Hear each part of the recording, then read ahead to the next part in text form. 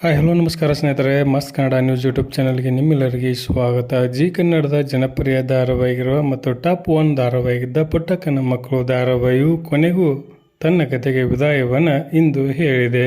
ಆರೂರು ಜಗದೀಶ್ ಅವರ ನಿರ್ದೇಶನ ಮತ್ತು ನಿರ್ಮಾಣದಲ್ಲಿ ಮೂಡಿ ಬರುತ್ತಿದ್ದ ಪುಟ್ಟಕ್ಕನ ಮಕ್ಕಳು ಧಾರಾವಾಹಿಯು ಡಿಸೆಂಬರ್ 13, 2021ರಿಂದ ಆರಂಭಗೊಂಡಿತ್ತು. ಸತತ 4 ವರ್ಷಗಳ ಕಾಲ ಪ್ರಸಾರವಾಗಿ ಇಂದು ತನ್ನ ಕತೆಗೆ ವಿದಾಯವನ್ನು ಹೇಳಿದೆ.